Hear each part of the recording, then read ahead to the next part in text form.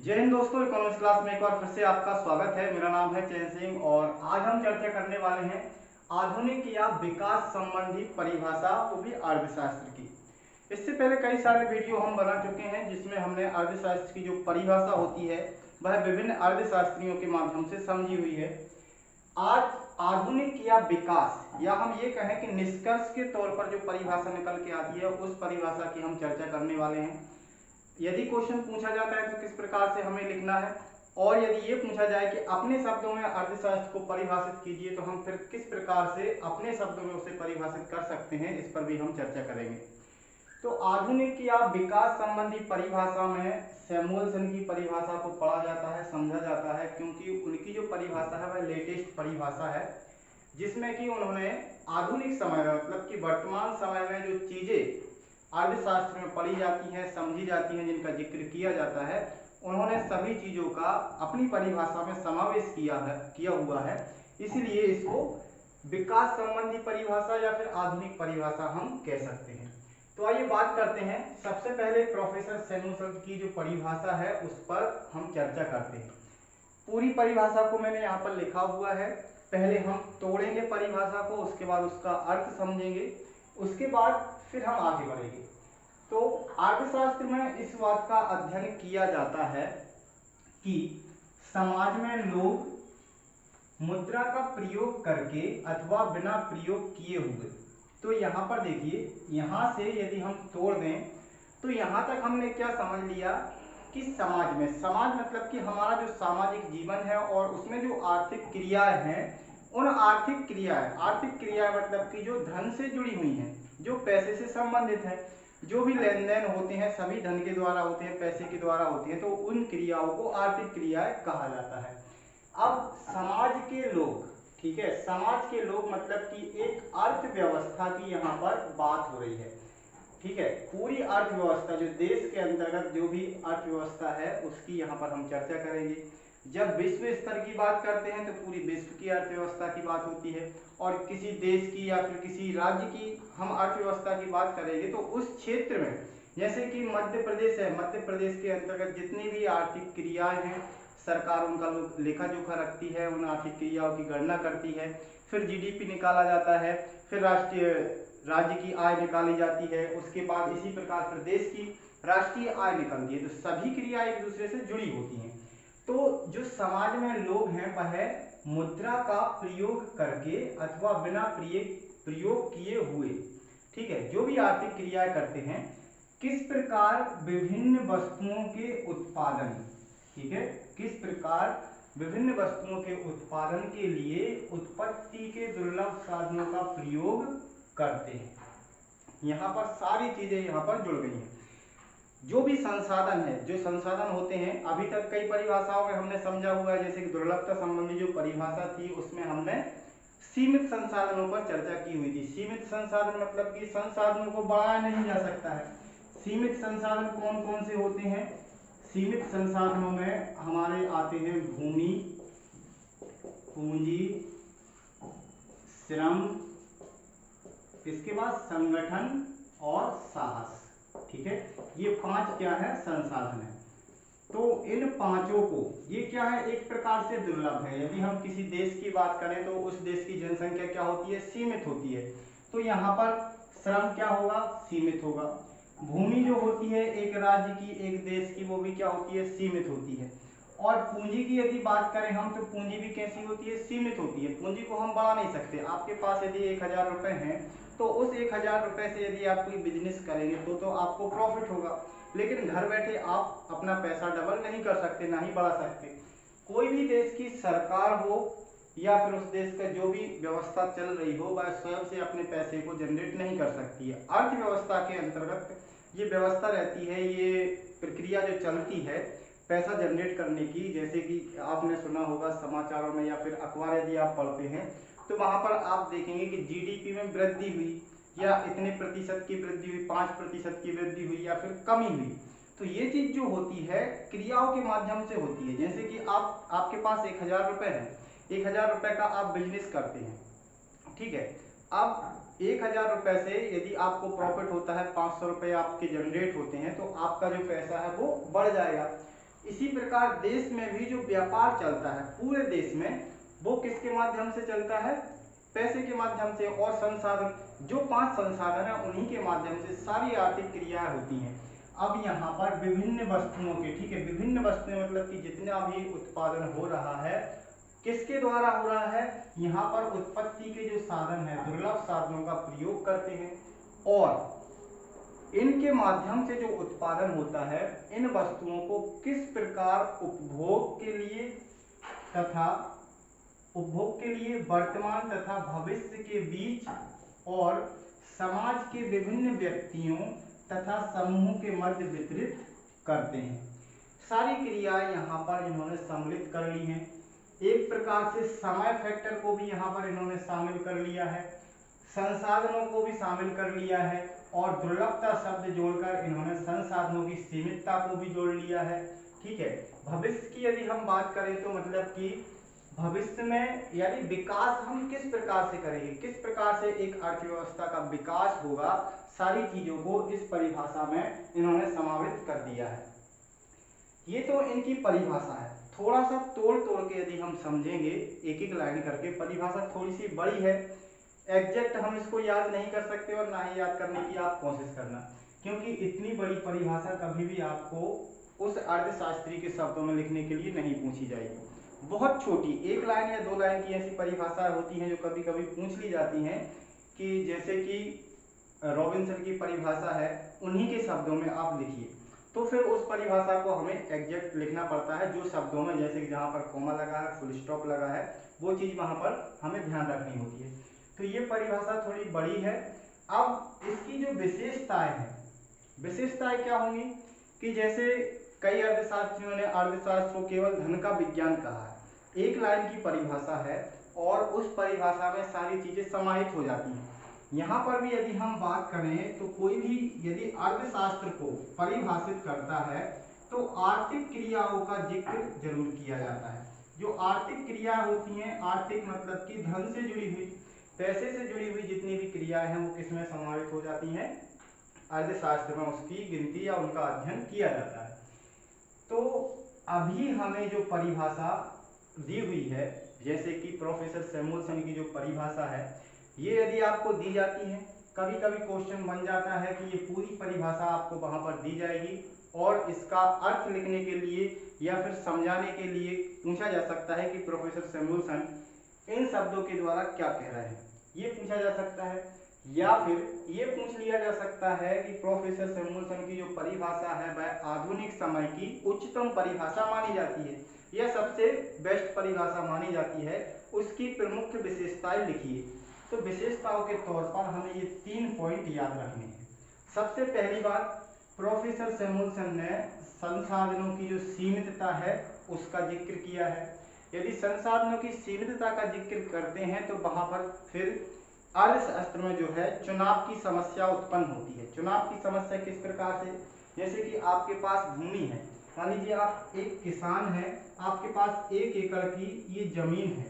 अब इस जमीन में देखिए चुनाव की समस्या किस प्रकार से होती है, आप खेत को तो नहीं बढ़ा सकते, ये जो जमीन है आपकी, इसको आप बड़ा तो नहीं कर सकते कि इसकी बाउंड्री बढ़ाकर आप अपना जो साधन है, जमीन है मतलब कि आपके पास साधन है उत्पादन करने का, इसमें आप वृद्धि नहीं कर सकते। वृद्धि नहीं कर सकते मतलब कि सीमित है, ठीक है।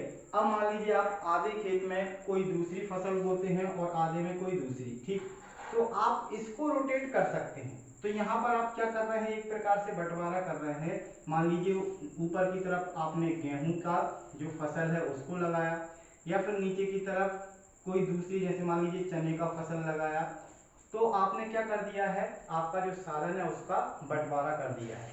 उसी प्रकार से अर्थशास्त्र में एक देश के अंतर्गत जितने भी साधन होते हैं उनमें क्या होता है, बंटवारे की समस्या उत्पन्न होती है।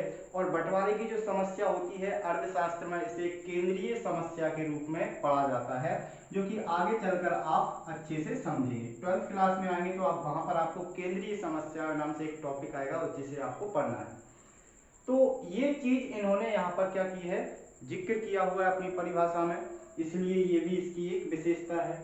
दूसरी, इन्होंने आर्थिक विकास पर जोर दिया है। आर्थिक विकास पर देखिए कि जैसे कि यदि हम 1 लाइन पढ़ते हैं यहाँ पर, वर्तमान तथा भविष्य के बीच और समाज के विभिन्न व्यक्तियों तथा समूह के मध्य वितरित करना है। संसाधनों को क्या करना है?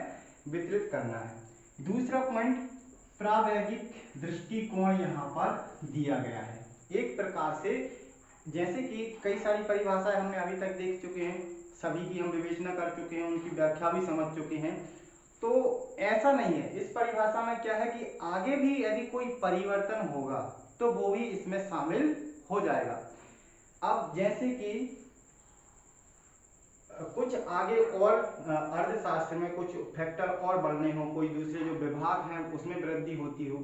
जैसे कि देखिए, इससे पहले का जो अर्थशास्त्र था उसमें ना ही रोजगार के स्तर का अध्ययन किया जाता था, ना ही विकास का अध्ययन किया जाता था कि कितने प्रतिशत विकास हो रहा है या विकास दर कितनी है, और रोजगार स्तर या फिर आय का स्तर, राष्ट्रीय आय का स्तर, ये सारी चीजें जो है पहले जो है इनका अध्ययन नहीं किया जाता था। केवल अपने छोटे से राज्य की या फिर देश की जो आर्थिक क्रिया है उनकी गणना की जाती थी। लेकिन धीरे धीरे करके ये सारी चीजें यहाँ पर जुड़ दी गई। अब इसी प्रकार आगे भी कोई और चीज हो जो कि अर्थशास्त्र में पढ़ी जाएगी तो ये जो दृष्टिकोण है वह आगे का है। ठीक है, तो प्रावैगिक दृष्टिकोण भी यहाँ पर सम्मिलित है, इसलिए भी इस परिभाषा की एक विशेषता के रूप में हम कह सकते हैं। तीसरा पॉइंट, वस्तु तथा मुद्रा विनिमय प्रणाली का समावेश। इन्होंने अपनी परिभाषा में क्या किया है? देखिए, वस्तुओं के उत्पादन के लिए उत्पत्ति के दुर्लभ साधनों का प्रयोग करते हैं और इन वस्तुओं को किस प्रकार उपभोग के लिए वर्तमान तथा भविष्य के बीच और समाज के विभिन्न व्यक्तियों तथा समूह के बीच वितरित करते हैं। लेकिन यहाँ पर मुद्रा का प्रयोग करके अथवा बिना प्रयोग किए हुए, बिना प्रयोग, मुद्रा का बिना प्रयोग किए हुए किसकी बात आ रही है? यहाँ पर वस्तु विनिमय की। यदि आप मुद्रा का प्रयोग वहां पर नहीं कर रहे हैं तो मतलब वस्तु का विनिमय कर रहे हैं, वस्तु से वस्तु को बदला जा रहा है, तो वो क्या हो जाएगा? वस्तु विनिमय। यदि मुद्रा का आप प्रयोग कर रहे हैं तो फिर ये क्या हो जाएगा? मुद्रा का विनिमय हो जाएगा कि आप पैसे दे रहे हैं, पैसे के बदले में वस्तु ले रहे हैं। मुद्रा के द्वारा आप किसी भी चीज का भुगतान कर सकते हैं, तो यहाँ पर वस्तु विनिमय और मुद्रा विनिमय दोनों प्रणालियों का समावेश इन्होंने किया हुआ है। तो ये तीन विशेषताएं इसकी याद रखनी है। इसके बाद फाइनल जो क्वेश्चन बनता है इसका, परिभाषाओं वाला जो चैप्टर है, इसमें आपको पूछा जा सकता है कि आप अपने शब्दों में अर्थशास्त्र को किस प्रकार से परिभाषित कर सकते हैं। लिखिए, वहां पर शब्द भी आपको दिए जा सकते हैं कि 30 शब्दों में परिभाषित कीजिए या फिर 40 शब्दों में। तो इस प्रकार का क्वेश्चन बहुत कम चांस है। सबसे ज्यादा चांस क्या रहता है कि अर्थशास्त्र को आप अपने शब्दों में किस प्रकार से परिभाषित करेंगे। तो हमें एक प्रकार से जितनी भी हमने परिभाषाएं पढ़ी हुई हैं सभी का निचोड़ जो है अपनी परिभाषा में समावेश करना है। तो हमारी परिभाषा एक निष्कर्षित परिभाषा होगी। निष्कर्ष जो परिभाषा का निकलेगा हमारा, वो क्या हो जाएगा? हमारी परिभाषा अपने शब्दों में हो जाएगी। तो अब उसे देखिए, जैसे कि सारी परिभाषाएं हमने पढ़ी हुई हैं तो सभी में सबसे पहले आर्थिक क्रियाओं का समावेश हमें जरूर करना है। कुछ ऐसे शब्द आपको समझने होंगे जो कि आप अपनी परिभाषा में सम्मिलित कर सकते हैं, जिससे आपकी जो परिभाषा है वह एक अच्छी परिभाषा लगे कि हमने किस प्रकार से परिभाषित इसको किया है। थोड़ा सा यहाँ पर देखिए, जैसे कि अर्थशास्त्र वह शास्त्र है जिसके अंतर्गत देश या विश्व में, ठीक है, ये हम अपने शब्दों में लिख सकते हैं। इस परिभाषा में ऐसे शब्द चुन सकते हैं जो कि थोड़ी बाकी की जो परिभाषा है उनसे अलग दिखे और लगे कि हाँ, इस प्रकार से भी अर्थशास्त्र को परिभाषित किया जा सकता है। तो हम क्या कहेंगे या क्या लिख सकते हैं कि अर्थशास्त्र वह शास्त्र है जिसके अंतर्गत देश या विश्व में मानव कल्याण, ठीक है, यहाँ पर मानव कल्याण की जब बात की जाती है तो वहां पर यह समझा जाता है कि सरकार का जो कार्य है उसको वहां पर सम्मिलित किया जा रहा है। ठीक है, और सरकार सारे कार्य करती है, डाटा को एकत्रित करना, राष्ट्रीय आय निकालना, विकास की चर्चा करना, विकास दर देखना, विनिमय दर देखना। ठीक है, अब विनिमय दर जैसे कि महंगाई की बात आती है तो सर जो है लोग जो है किसका विरोध करते हैं? सरकार का। पेट्रोल महंगा होगा तो किसका विरोध होगा? सरकार का। तो यहाँ पर मानव कल्याण की जैसी बात आती है तो वहां पर सरकार के फैक्टर को हमें समझना होगा कि सरकार कौन कौन से कार्य करती है। तो ये चीज हमने सम्मिलित कर ली। मानव कल्याण के लिए उपलब्ध सीमित एवं दुर्लभ संसाधनों का बंटवारा। ठीक है, संसाधनों का जिक्र नहीं करेंगे तब तक हमारी परिभाषा पूरी नहीं होगी। वर्तमान समय में जब आप अपने शब्दों में अर्थशास्त्र को परिभाषित करेंगे तो ये शब्द आपको जरूर वहां पर सम्मिलित करने होंगे कि सीमित एवं दुर्लभ संसाधनों का बंटवारा, मुद्रा विनिमय। ठीक है, वर्तमान में वस्तु विनिमय तो ना के बराबर है, कोई भी वस्तु विनिमय नहीं करता है। गांव या देहात में मुश्किल से एक आध लोग कोई करते होंगे, बाकी तो वस्तु विनिमय का जो है वह पूरी तरीके से अंत हो चुका है। 0.001% हम मान सकते हैं। ठीक है, इसके बाद सतत विकास। ठीक है, संसाधनों का बंटवारा, वस्तु विनिमय एवं सतत विकास। सतत विकास की यदि बात करें तो यहाँ पर हम रोजगार स्तर या जो हमारी विकास दर है या जो रोजगार का स्तर है या फिर जो हमारा जीडीपी है, सारी चीजें यहाँ पर सम्मिलित हो जाती हैं। ये सारी चीजें आगे हम अच्छे से समझेंगे। आदि आर्थिक क्रियाओं तथा समस्याओं का अध्ययन किया जाता है, उसे हम अर्थशास्त्र कह सकते हैं। तो इस प्रकार से हम क्या करेंगे, अपने शब्दों में अर्थशास्त्र की एक अच्छी सी परिभाषा लिख सकते हैं। ये मैंने परिभाषा दी है, आप इसको भी नोट कर सकते हैं। इसके अलावा यदि आप अपने शब्दों में बना सकते हैं तो बहुत अच्छी बात होगी। इसके अलावा कई लोग कमेंट करके पूछ रहे हैं कि सर आपने जो पहले की परिभाषाएं हैं उन पर चर्चा नहीं की है या उन पर वीडियो नहीं आया है। तो पहले की जो भी परिभाषाएं हैं जहां से हमने स्टार्ट किया है वो सारी वीडियो चैनल पर उपलब्ध है प्ले लिस्ट में। मैं सारी वीडियो की लिंक इस वीडियो की डिस्क्रिप्शन में डाल दूंगा, तो जो भी वीडियो आपने नहीं देखा हुआ है वहां से उसे आप चेक करके देख लीजिएगा। इसके अलावा आगे जो हम पढ़ने वाले हैं और रॉबिन्स की और मार्शल की जो परिभाषा है उसमें जो डिफरेंस है, हमें जो अंतर दिखाना है, दोनों परिभाषाओं को आप एक बार पढ़िएगा। हो सकता है आगे वीडियो भी मैं ले आऊंगा, तो एक बार पढ़ने के बाद आप जो डिफरेंस आपको देखने के लिए जो टेबल बनी हुई है उसे आप देखेंगे ठीक से।